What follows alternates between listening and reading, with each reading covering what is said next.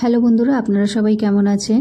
এমনিতেই ভিডিওটা আনতে অনেক দেরি হয়ে গেল বৃষ্টির কারণে, তাই আজকে সময় নষ্ট না করে এই ভিডিওটা আপনাদের জন্য নিয়ে চলে এসেছি। এখানে দেখতে পাচ্ছেন একটি চন্দ্রমল্লিকা গাছের মাদার প্ল্যান্ট। এটি আগের বছরের গাছ। এই গাছের কাটিং থেকেই কিন্তু আমি নতুন কাটিং বসাবো। আপনারা অনেকেই দেখেছেন যে শীতকাল পড়তেই বেশ কিছু চন্দ্রমল্লিকা গাছে অসংখ্য ফুল এবং ডালপালায় ভর্তি থাকে। এই সমস্ত ফুল গাছ বানানোর জন্যই কিন্তু আপনাদের জুন জুলাই মাস থেকেই চন্দ্রমল্লিকা গাছের কাটিং লাগাতে হবে। এর জন্যে আমি 1 ভাগ মাটি এবং 4 ভাগ কোকোপিট বা কাঠের গুঁড়ো নিয়ে এই মাটির মিশ্রণটি তৈরি করে নিয়েছি। এর মধ্যেই আমি কাটিংগুলো লাগিয়ে দেবো। অবশ্যই এর আগে আমি যখন কাটিং বার করেছিলাম তখন কিন্তু শুধু বালির মধ্যে পুঁতে দিয়েছিলাম। এখানে আমি এই রুট হরমোনটি ব্যবহার করছি।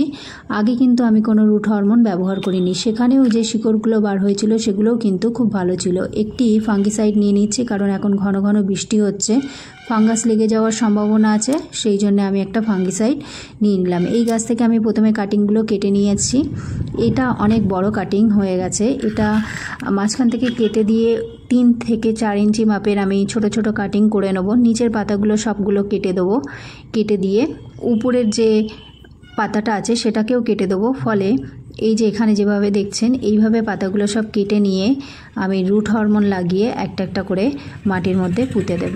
আজ জুন মাসের 22 তারিখ। আজকের আমি গাছের প্রথম কাটিং করলাম। আজ থেকে 2 মাস বাদে আমি গাছের প্রথম পটিং করব। 3 ইঞ্চি মাপের পটে প্রথম পটিং করার পর তার থেকে আবার 2 মাস বাদে আমি 6 ইঞ্চি মাপের পটে সেকেন্ড পটিং করব এবং তার থেকে আরও 2 মাস পর আমি ফাইনাল পটিং করব।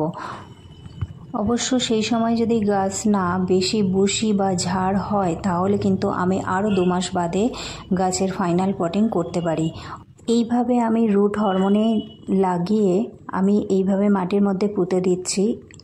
এর আগে যখন আমি তৈরি করেছিলাম তখন কিন্তু আমি কোনো রকম রুট হরমোনের ব্যবহার করিনি। তখন শুধুমাত্র আমি কাটিং কেটেই বালির মধ্যে রেখে দিয়েছিলাম, তার থেকেই কিন্তু শিকড় গজিয়ে গিয়েছিল। আশা করছি এর থেকে আমি আরও ভালো ফল পাবো।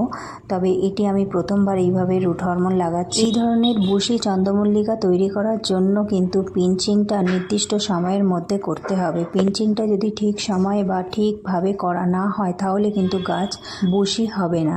সেই জন্য যখনই গাছ বসানোর পর 2 পাতা বেরোবে তখন কিন্তু পিঞ্চিং করে নিতে হবে। পিঞ্চিং করার পাশ থেকে যে আবার নতুন 2টি ডাল বের হবে সেই ডালেও কিন্তু যখন 2টি পাতা বের হবে তখন কিন্তু আবার পিঞ্চিং করতে হবে। এই পিঞ্চিংটা নির্দিষ্ট কোনো সময় নয়, যখন আপনার গাছে 2টি করে পাতা বার হবে তখনই কিন্তু করতে হবে। আর এই পিঞ্চিংটা ঠিকভাবে বা ঠিক টাইমে না করলে কিন্তু গাছ বুশি বা ঝাঁকড়া হবে না। জুন মাস থেকে এই প্রথমবার আমি চন্দ্রমল্লিকা গাছের কাটিং লাগাচ্ছি। এর আগে আমি যখনই কাটিং লাগিয়েছি তখন কিন্তু জুন মাসে লাগাইনি আর এতবার করে পিঞ্চিংও করিনি। এটা আমি প্রথমবার ট্রাই করছি। এটাও আমার প্রথম অভিজ্ঞতা হবে। আপনাদের সাথে আমার যেমন যেমন অভিজ্ঞতা হবে সেগুলো শেয়ার করতে থাকবো।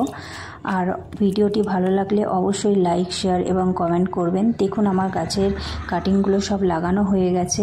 এর উপর থেকে আমি সামান্য জল দেব। এটি চন্দ্রমল্লিকা ফুল গাছের উপর বানানো প্রথম ভিডিও। এর পরবর্তী ভিডিওগুলি পরের পার্টে আপনারা দেখতে পারবেন। আমি এই জলের মধ্যে কিছুটা হিউমিক অ্যাসিড দিচ্ছি এবং ফাঙ্গিসাইড পাউডার একসাথে মিশিয়ে দেবো, যা আমাদের রোগ প্রতিরোধ ক্ষমতাকে বাড়াবে এবং আর এই হিউমিক অ্যাসিড গাছকে দ্রুত বৃদ্ধি করতে সাহায্য করবে। হিউমিক অ্যাসিড কী কারণে আমরা ব্যবহার করব বা কতটা পরিমাণে ব্যবহার করব, কখন ব্যবহার করব, এর উপর আমার চ্যানেলে সম্পূর্ণ ভিডিও আছে। আপনারা চাইলে সেই ভিডিওটি দেখতে পারেন। আজ থেকে ঠিক 2 মাস বাদে এই চন্দ্রমল্লিকার উপর দ্বিতীয় ভিডিওটি আমি আপলোড করব। ভিডিওটি ভালো লাগলে লাইক, শেয়ার এবং কমেন্ট অবশ্যই করবেন।